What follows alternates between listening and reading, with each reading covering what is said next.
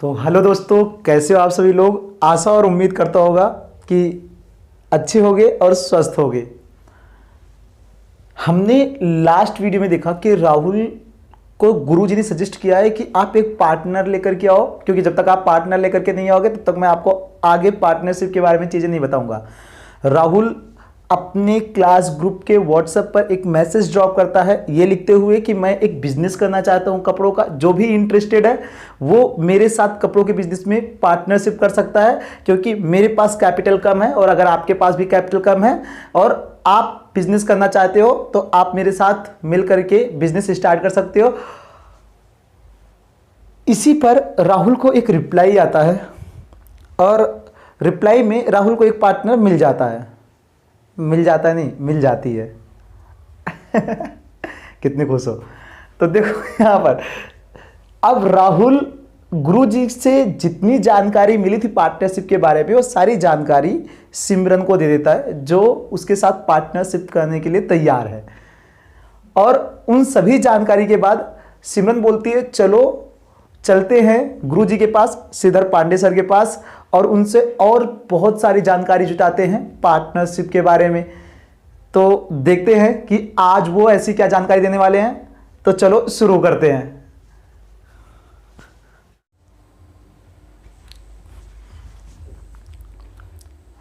दोनों पहुंच गए हैं गुरुजी के पास पार्टनरशिप के बारे में और जानकारी जुटाने के लिए।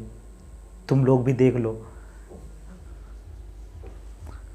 तो देखो दोनों आ गए गुरुजी के पास, श्रीधर पांडे के पास, और उन्होंने कहा कि गुरुजी थोड़ी और जानकारी देंगे हमें पार्टनरशिप के बारे में। तो गुरुजी ने कहा चलो शुरू करते हैं। हमने लास्ट क्लास में यह बताया था कि मिनिमम पार्टनर्स कितने होने चाहिए, 2 होने चाहिए, और तुम भी 2 हो चुके हो।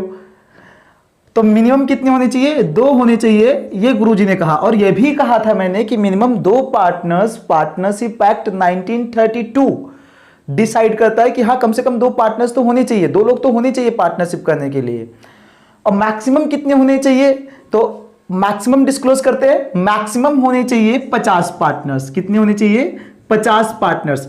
और ये कौन डिस्क्राइब करता है, ये डिस्क्राइब करता है wide rule 10 miscellaneous company act 2014। हाँ सर समझ नहीं आया कुछ। देखो कंपनी एक्ट 2013 मैक्सिमम पार्टनर्स के लिए रूल बनाता है। मिनिमम पार्टनर के लिए इंडियन पार्टनरशिप एक्ट 1932 ने डिसाइड कर रखा है कि 2 होने चाहिए, लेकिन मैक्सिमम पार्टनर्स के लिए कंपनी एक्ट 2013 मेंशन करता है।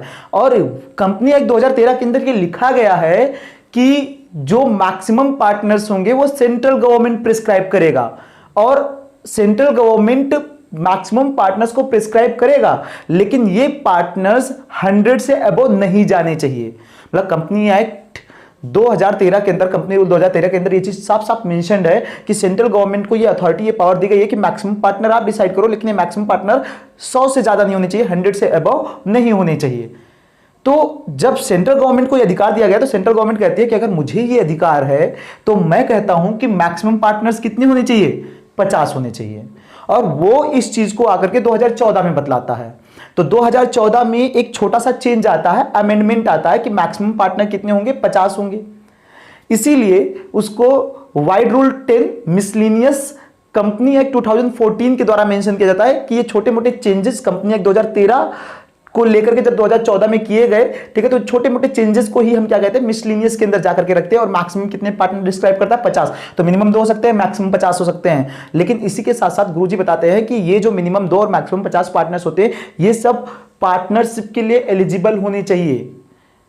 पार्टनरशिप के लिए एलिजिबल कौन होगा गुरुजी, तो पार्टनरशिप के लिए एलिजिबल, गुरुजी बोलते हैं पार्टनरशिप के लिए एलिजिबल या पार्टनरशिप के लिए कॉम्पिटेंट हर व्यक्ति है, लेकिन 3 लोगों को छोड़ करके। ये कौन मेंशन करता है, ये मेंशन करता है according to Indian contract act 1872। Indian contract act 1872 के तहत हर एक व्यक्ति पार्टनरशिप के लिए एलिजिबल है, लेकिन 3 लोगों को छोड़ करके। कौन कौन लोग हैं वो? सबसे पहले माइनर, आप माइनर के साथ पार्टनरशिप नहीं कर सकते हो, जो बिलो द एज ऑफ 18 है, मतलब कि जो 18 साल से कम आयु के हैं, उनके साथ हम पार्टनरशिप नहीं कर सकते हैं। दूसरे, persons of unsound mind, persons of unsound mind, जो थोड़े से क्या मतलब जो थोड़े से पागल दिमाग के व्यक्ति हैं, मतलब जिनके अंदर सोचने और समझने की तर्क शक्ति नहीं है, जिनके अंदर डिसीजन मेकिंग पावर नहीं है, आप इनके साथ पार्टनरशिप नहीं कर सकते, क्योंकि आप इनको इजीली क्या कर सकते हो? धोखा दे सकते हो। तो इनके साथ पार्टनरशिप करना अलाउड नहीं है। और थर्ड व्यक्ति, ठीक है, persons who have disqualified by law, disqualified by law, ये कौन लोग हैं? इसका मतलब डिस्क्वालिफाइड बाय लॉ, कानूनन रूप से जिन्हें बाध्य कर दिया गया है कि वो पार्टनरशिप नहीं कर सकते। एक्चुअल में ये वो लोग हैं जो कहीं किसी बिजनेस के अंदर पहले से ही कोई धोखाधड़ी करके फंसे हुए हैं, ठीक है, जिन्होंने पहले से ही किसी के साथ क्या कर रखा है? माल प्रैक्टिसेस कर रखा है, धोखेबाजी कर रखी है, तो उनको कानून ने पहले ही निष्कृत कर दिया है कि इनके साथ कोई और पार्टनरशिप के अंदर नहीं आएगा, तो इनके साथ हम पार्टनरशिप नहीं कर सकते हैं। तो माइनर के साथ पर्सन्स ऑफ अनसाउंड माइंड और disqualified by law, the person who are disqualified by law, इन सभी के साथ हम पार्टनरशिप नहीं कर सकते। इनके अलावा हर एक व्यक्ति के साथ हम क्या कर सकते हैं? पार्टनरशिप कर सकते हैं। हाँ, माइनर के साथ स्पेशल केस में पार्टनरशिप हो सकती है, लेकिन उसको हम देखेंगे आगे, ठीक है, कौन सा स्पेशल केस बनेगा, लेकिन डायरेक्टली आप किसी माइनर के साथ पार्टनरशिप में नहीं आ सकते हो। क्लियर है? तो सबसे पहली चीज गुरुजी ये बोलते हैं, और ये भी बोलते हैं कि पार्टनरशिप करने के लिए आपके पास क्या होना चाहिए? एग्रीमेंट होना चाहिए। तो वो बोलते हैं मिनिमम 2 है, मैक्सिमम 50 है, ठीक है, और पार्टनरशिप के लिए एलिजिबिलिटी होनी चाहिए, मतलब कि आप माइनर के साथ, अनसाउंड माइंड के साथ और persons who are disqualified by law, इन सबके साथ आप पार्टनरशिप नहीं कर सकते हो। और पार्टनरशिप करने के लिए आपके पास क्या होना चाहिए? एग्रीमेंट होना चाहिए। एग्रीमेंट कैसा? देखो, एग्रीमेंट, पांडे जी बोलते हैं कि एग्रीमेंट आप ओरल भी कर सकते हो, आप रिटन भी कर सकते हो। पार्टनरशिप एक्ट 1932 दोनों ही चीजों को मेंशन करता है, कहता है कि एग्रीमेंट में be oral and written, agreement oral भी हो सकता है और रिटन भी हो सकता है। लेकिन अगर आप रिटन करोगे, कोई भी चीज जब रिटन होती है ना, तो ज्यादा सेफ होती है, क्योंकि आपके पास एविडेंस होता है। और अगर आप रिटन एग्रीमेंट बनाते हो पार्टनरशिप का, तो ये आपके लिए ज्यादा सेफ और सिक्योर्ड है।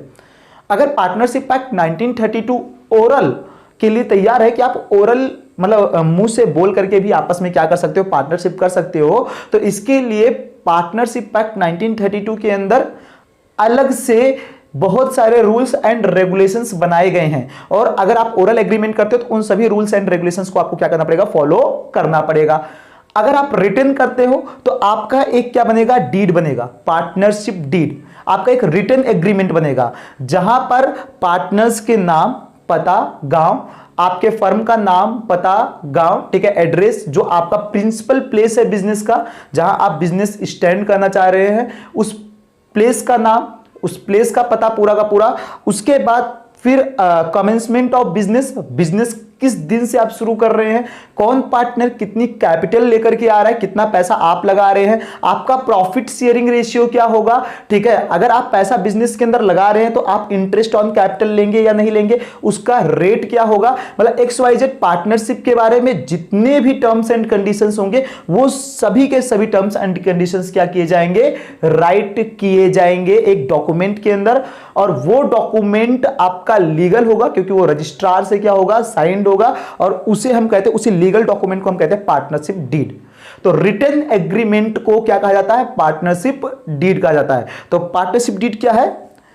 Partnership deed is a written agreement between the partners, ठीक है, which describes all the terms and conditions between the partnership. ये एक रिटन एग्रीमेंट है पार्टनर्स के बीच में, और जो पार्टनरशिप के सभी टर्म्स एंड कंडीशंस क्या करता है? डिफाइन करता है, डिस्क्राइब करता है। तो अगर आप रिटन करते हैं तो आप पार्टनरशिप एग्रीमेंट के अंदर जो भी आपने रिटन एग्रीमेंट साइन कर रखा है, उसके हिसाब से आपको हर एक चीज पार्टनरशिप के अंदर करना पड़ेगा। लेकिन यदि आप ओरल एग्रीमेंट करते हैं तो ओरल एग्रीमेंट पार्टनरशिप एक्ट 1932 के हिसाब से आपको क्या करना पड़ेगा, हर एक अकाउंटिंग करनी पड़ेगी पार्टनरशिप के अंदर। तो आप ओरल भी कर सकते हैं, रिटन भी कर सकते हैं, लेकिन रिटन के अंदर आपके पास एविडेंस मौजूद है। क्लियर है। उसके बाद लॉफुल बिजनेस, पार्टनरशिप, गुरुजी बोलते हैं पार्टनरशिप आप लॉफुल बिजनेस के लिए ही कर सकते हो, ऐसे बिजनेस के लिए कर सकते हो जो in the eyes of law क्या है, लीगल है, मतलब कानून की नजर में वो बिजनेस लीगल होना चाहिए। आप इलीगल बिजनेस के लिए पार्टनरशिप नहीं कर सकते हो। जैसे आप हथियार बेच रहे हो, आप गांजा, चरस, मतलब ये सारी चीजें बेचे, तो आप इनके लिए पार्टनरशिप नहीं कर सकते हो। ठीक है, तो लॉफुल बिजनेस होना चाहिए, ऐसा कोई बिजनेस जो कानून की नजर में क्या है, लीगल है। ठीक है, जिसके लिए कोई आपत्ति नहीं है। सामाजिक चीजों का भी ध्यान रखो। ठीक है, ऐसे इलीगल बिजनेस करने की जरूरत भी नहीं है। प्रॉफिट शेयरिंग, देखो वो साफ साफ बोलते हैं कि प्रॉफिट शेयरिंग, सबसे पहले चीज पार्टनरशिप के बारे में एक चीज बोली जाती है कि पार्टनरशिप क्या है, मैंने बताया था पार्टनरशिप दो या दो से अधिक व्यक्तियों के बीच में एक ऐसा संबंध है जिन्होंने आपस में डिसाइड किया कि वो प्रॉफिट और लॉस में क्या करेंगे, हिस्सा लेंगे। लेकिन यह जरूरी नहीं है कि हर एक पार्टनर लॉस में भी पार्टिसिपेट करे। हो सकता है कि एकाध पार्टनर क्या करे, सिर्फ और सिर्फ पार्टिसिपेट करे प्रॉफिट के अंदर, वो लॉस में हिस्सा नहीं लेगा। और ऐसे पार्टनर को हम गारंटीड पार्टनर कहते हैं, जो प्रॉफिट में सिर्फ हिस्सा लेता है, लॉस में हिस्सा नहीं लेता है, वो गारंटीड पार्टनर कहते हैं। और हम ऐसे पार्टनर को एडमिशन तब देते हैं जब हमें बहुत ज्यादा कैपिटल की आवश्यकता है और जरूरत है, और हमारे पास पैसों का प्रबंध नहीं है, बंदोबस्त नहीं है, तो हम किसी पार्टनर को सर्च करते हैं और वो इस चीज पे आकर के अड़ जाता है कि भैया मुझे प्रॉफिट में हिस्सा चाहिए, कम से कम इतनी गारंटी दो कि मैं इतना तो कमाऊंगा ही कमाऊंगा, तब मैं पैसा इन्वेस्ट करूंगा, अदरवाइज नहीं। और हम उसको विश्वास के तौर पे क्या कर लेते हैं कि यार चलो इतना तो प्रॉफिट हम अर्न कर ही लेंगे, और विश्वास के तौर पे उसके अमाउंट को हम क्या कर लेते हैं, एक्सेप्ट कर लेते हैं और उसे पार्टनरशिप में एडमिशन दे देते हैं। तो ऐसा जरूरी नहीं है कि हर एक पार्टनर लॉस में पार्टिसिपेट करे। हो सकता है एक आध पार्टनर ऐसा भी है जो सिर्फ और सिर्फ प्रॉफिट में हिस्सा लेगा, लॉस में हिस्सा नहीं लेगा। हां, अगर ओरल एग्रीमेंट है, अगर आपने ओरल एग्रीमेंट कर रखा है तो आप प्रॉफिट शेयरिंग सिर्फ क्या करोगे, इक्वली करोगे, ये भी बतलाते हैं गुरुजी। अगर ओरल एग्रीमेंट है तो पार्टनरशिप एक्ट 1932 इस चीज को डिस्क्लोज करता है कि आप प्रॉफिट शेयरिंग कोई अदर रेशियो नहीं डिसाइड कर सकते हो कि 3:2, 4:7, 6:9, नहीं, आप सिर्फ और सिर्फ इक्वली करोगे। ठीक है। अगर हाँ आपने रिटन एग्रीमेंट बना रखा है, आपने पार्टनरशिप डीड बना रखी है, तब आप क्या कर सकते हो, तब आप अपने पार्टनरशिप डीड में जो भी प्रॉफिट शेयरिंग रेशियो आपने क्या कर रखा है, मेंशन कर रखा है, उस प्रॉफिट शेयरिंग रेशियो के हिसाब से आप क्या करोगे, प्रॉफिट शेयरिंग करोगे। क्लियर है। तो अकॉर्डिंग टू पार्टनरशिप डीड, यहां पे अगर देखा जाए तो मतलब रिटन एग्रीमेंट के हिसाब से, पार्टनरशिप डीड मतलब कि रिटन एग्रीमेंट के हिसाब से आप क्या करोगे, प्रॉफिट शेयरिंग करोगे। नेक्स्ट वन बोलते हैं बिजनेस कैरिड बाय ऑल और any one of them acting for all. ये बिजनेस तुम सभी के द्वारा चलाया जाए, सभी लोग आओ मैनेजमेंट के अंदर पार्टिसिपेट करो, सभी लोग मिलजुल करके काम करो और बिजनेस को एक्सपेंड करो, ग्रोथ करो, या कोई एक तुम में से दूसरों के लिए काम करे।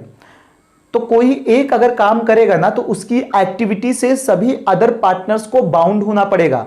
अगर वो अकेला बिजनेस के अंदर है और बिजनेस के अंदर कोई ऐसी अनकंडीशनल सिचुएशन बन जाती है, ठीक है, जहां पे उसे अपने जेब से पैसा लगाना पड़ गया और उसने उस पैसे को लगा दिया कि लॉस से बचा जाए, उसने डिसीजन ले लिया, तो इस पैसे को बाद में हर एक पार्टनर को क्या करना पड़ेगा, अपने अपने रेशियो में उस पर्सन को देना पड़ेगा जो बिजनेस को संभाल रहा है।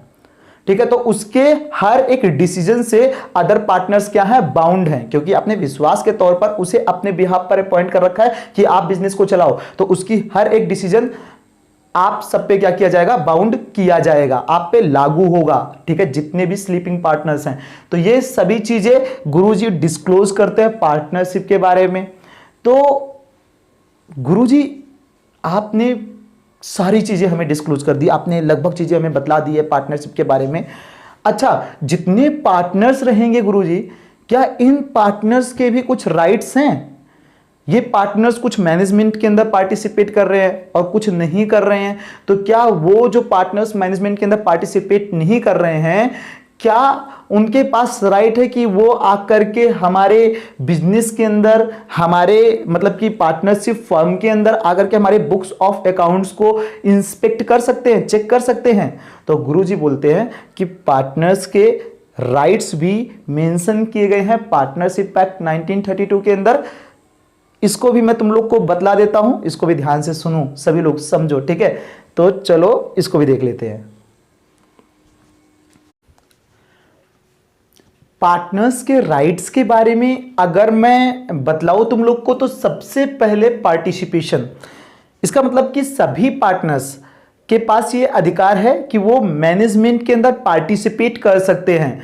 All the partners have right to participate in the management of the business. तो बिजनेस के मैनेजमेंट में हर एक पार्टनर को अधिकार है कि वो आकर के क्या कर सकते हैं, पार्टिसिपेट कर सकते हैं, और वो भी मैनेजमेंट के एक पार्ट है, एक हिस्सा है, और वो भी मैनेजमेंट को चला सकते हैं। कंसल्टेशन, देखो अगर वो चाहें, सभी पार्टनर्स को अधिकार है पार्टनरशिप एक्ट 1932 के अकॉर्डिंग कि वो बिजनेस के बारे में कंसल्टेशन, सलाह मशवरा ले सकते हैं और दे सकते हैं। हर एक पार्टनर्स के साथ बैठ करके वो कंसल्ट कर सकते हैं बिजनेस के अफेयर्स के बारे में, बिजनेस के अंदर जितने भी डिसीजंस हैं, ठीक है, उन सभी चीजों के बारे में तो कंसल्टेशन कर सकते हैं। इंस्पेक्शन, हर एक पार्टनर्स को यह अधिकार है कि वो बुक्स ऑफ अकाउंट्स को इंस्पेक्ट कर सकते हैं। अगर किसी पार्टनर को कोई शक है कि उनके साथ कोई धोखाधड़ी की जा रही है, ठीक है, तो वो बुक्स ऑफ अकाउंट्स को क्या कर सकते हैं, इंस्पेक्ट कर सकते हैं। तो हर एक पार्टनर के पास ये अधिकार है। और हाँ, वो बुक्स ऑफ अकाउंट को सिर्फ इंस्पेक्ट नहीं कर सकते बल्कि उनकी एक कॉपी भी रख सकते हैं। अगर चाहे तो जेरॉक्स कॉपी उनकी क्या कर सकते हैं, अपने पास रख सकते हैं, मंगवा सकते हैं। Sharing of profit and loss, हर एक पार्टनर को अधिकार है कि जो भी पार्टनर्स के साथ, ठीक है, आपका प्रॉफिट और लॉस का जो भी रेशियो या प्रोपोर्शन डिसाइड हुआ है, उस रेशियो और प्रोपोर्शन में आप क्या करो, प्रॉफिट और लॉस को डिस्ट्रीब्यूट करो। इंटरेस्ट ऑन लोन, यदि किसी पार्टनर ने फर्म को लोन दिया है, लोन के रूप में कोई अमाउंट दिया है, कैपिटल नहीं, लोन के रूप में अगर कोई अमाउंट दिया है, तो उसे लोन पर ब्याज मिलना चाहिए, इंटरेस्ट मिलना चाहिए। ठीक है, अगर इंटरेस्ट मेंशन्ड है पार्टनरशिप डीड के अंदर, तो उसे एग्रीड इंटरेस्ट रेट लोन पे मिलना चाहिए फर्म से। और यदि इंटरेस्ट मेंशन नहीं है तो पार्टनरशिप एक्ट 1932 कहता है कि तब भी इंटरेस्ट प्रोवाइड किया जाएगा पार्टनर को, वो भी कितना किया जाएगा, 6% पर एनम। तो अगर पार्टनरशिप डीड नहीं बना है इंटरेस्ट ऑन लोन के बारे में, तब भी इंटरेस्ट ऑन लोन दिया जाएगा 6% पर एनम के हिसाब से। इन इमरजेंसी के केस में यदि कोई पार्टनर अपने जेब से पैसा फर्म में लगाता है, तो उस पैसे को फर्म के अंदर जो अदर पार्टनर्स है वो सभी उनका क्या करे, इंडेमनीफाई करे, मतलब उसका भुगतान करे पूरा का पूरा। तो उसे भुगतान मिलना चाहिए भाई, क्योंकि इमरजेंसी के केस में अगर उसने कोई डिसीजन लिया है तो वो सभी पार्टनर्स के बिहाफ पर लिया है, और हर एक पार्टनर दूसरे पार्टनर के एक्टिविटी से क्या है, बाउंड है। मैं ऑलरेडी तुम्हें बता चुका हूं। Admission of a new partner, कोई भी अगर एक पार्टनर चाहे तो वो किसी भी नए पार्टनर के एडमिशन को डिनाई कर सकता है। अगर बिजनेस के अंदर 49 पार्टनर हैं और वो 50वें पार्टनर का एडमिशन लेना चाहते हैं, जिसमें से 49 पार्टनर में से 48 की हाँ है, और एक ने अगर ना कर दिया कि नहीं ये पार्टनर बिजनेस के अंदर नहीं आएगा, तो बिल्कुल वो पार्टनर बिजनेस के अंदर नहीं आएगा। तो किसी भी नए पार्टनर का एडमिशन लेने के लिए जितने भी एग्जिस्टिंग पार्टनर है, एग्जिस्टिंग मतलब मौजूद, जो ऑलरेडी क्या कर रहे हैं, पार्टनरशिप में काम कर रहे हैं, तो जितने भी पार्टनर्स हैं उन सभी की हाँ होनी चाहिए। और कोई भी एक पार्टनर किसी नए पार्टनर का एडमिशन क्या कर सकता है, कैंसिल कर सकता है। रिटायरमेंट, बिजनेस के अंदर आप एक प्रायर नोटिस देकर के कोई भी एक पार्टनर अपनी रिटायरमेंट की मांग कर सकता है। एक प्री डिसाइडेड नोटिस, उसे प्री पीरियड नोटिस उसे देना पड़ेगा, और उस नोटिस को देने के बाद वो फर्म से क्या कर सकता है, रिटायर कर सकता है।